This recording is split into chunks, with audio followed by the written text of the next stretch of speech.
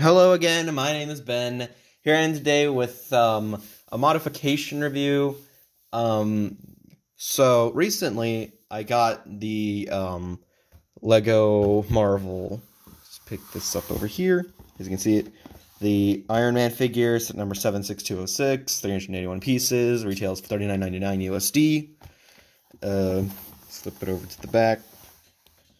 So I recently got this set, and I built it, and I quite enjoyed it. It's a really nice set, somewhat low price, pretty, for what you get a nice large-scale figure of Iron Man, and with good parts, and just good articulation, just a good-looking figure, mostly. But, of course, I had to change a few things that I didn't quite enjoy, which I'll go over in this video. There weren't a lot of changes, because I did overall really enjoy the set. But the ones that I did change were just mostly to, enhance not really the look, but more of the articulation aspect. But anyway, starting off with what I did, which isn't really much.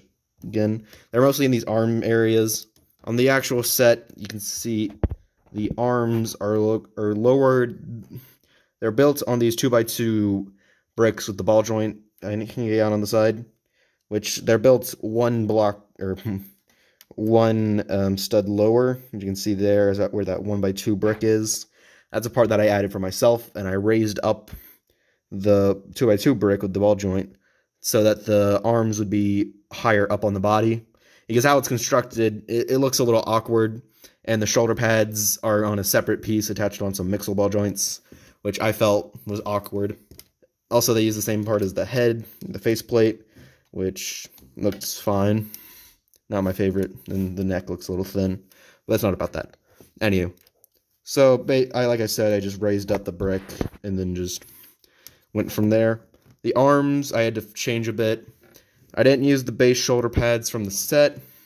I took these from the Infinity War Hulkbuster, which are the Star Wars Build-A-Figure shoulder pads in dark red.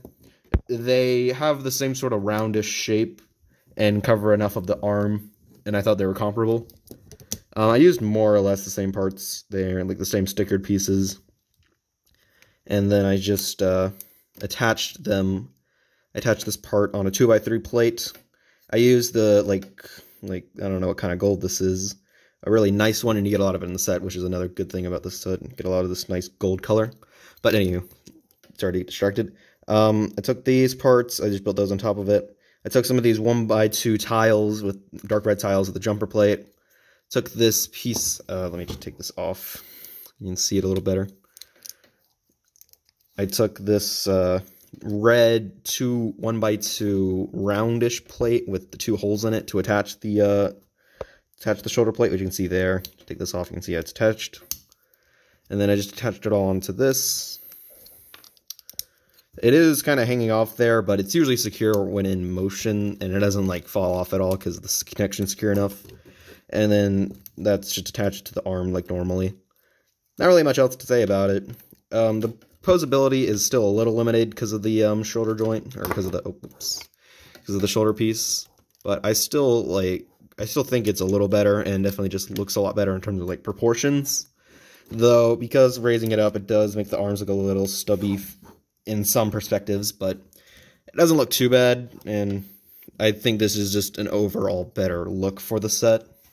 The other minor things that I should mention here, on the original set they used these 1x2 wing parts to get the elbows at a forced bend, which I think is a good choice to prevent the part from flopping easily, because these hinge parts tend to lose their integrity over time.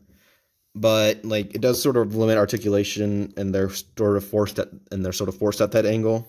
So what I did was I just took them out and replaced them with 1x2 plates in dark gray. You can see there. There are stickers you can see on the box art where the legs are, which I didn't choose to use because I wanted to keep the shiny reflective gold pieces just pure, or without stickers on them. And I just put those stickers on the sides of the torso. Not really anything major to mention there. That was just a personal thing. And then the last minor thing is on the waist. These bushing parts are meant to be, aren't like stacked on twos. They're meant to just be placed like this to give the legs just security, but it makes them a little stiff. It makes it harder to get them in poses. So like you saw, I just like put them like this. And while it does make them a little bit more unstable and a little easier to take off, it's not too bad unless you're like using it like really rough. And overall, you get a lot more just better posability with the set when you are using, like, you get a lot more posability out of the set with this edition, and you don't really lose too much other than a little bit of stability. But other than that, there's not really much else to change about the set. Like I said, I really enjoyed this set. It's a really good one, and if you get the chance, I would probably recommend it. It's a good price, and you get a good set out of it. But again, with all that being said, I hope you enjoyed the video. It's a little bit of a brief one. I know there's not a lot of like big plans, and this isn't really what I had planned. But I think I just wanted to show off these little modifications I made. And if you weren't completely satisfied with the set, maybe these will help you to modify it yourself or make any further modifications. So I hope you enjoyed it. Again, hope you enjoyed the video. Please stay tuned until next time. I don't know what my next video will be. With all that being said, goodbye.